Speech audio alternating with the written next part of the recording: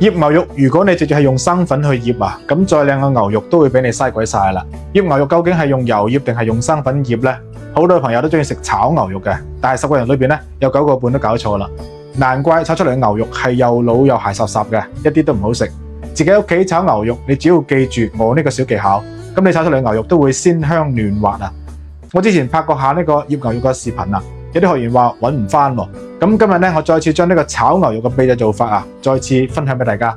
想要牛肉炒出嚟好食啊，重點唔係放咩調料啊，而係醃牛肉嘅方法。牛肉醃得好啊，呢道餸咧就成功咗一半噶啦。驚記唔住嘅朋友可以點個小紅心同埋大拇指收藏起嚟，翻屋企慢慢學。首先咧，我哋將牛肉切成咁樣嘅薄片啊，記住一定要逆住牛肉嘅紋路嚟切啊，咁樣牛肉口感先會嫩滑嘅。切好嘅牛肉裏邊加隻雞蛋清同埋1殼清水。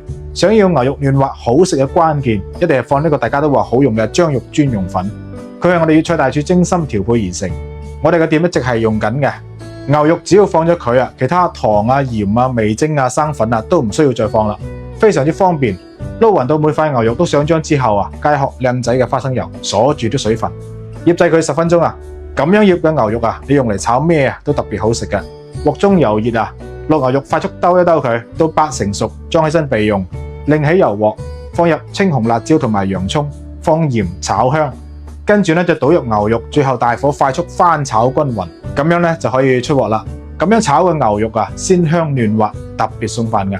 你記得米飯煮多啲喎，我驚你唔夠食啊。關鍵係呢個張肉粉咧，佢配料表非常之乾淨，冇亂七八糟嘅添加。平時用嚟醃下豬肉、醃下魚片都係非常之慳時又慳力嘅。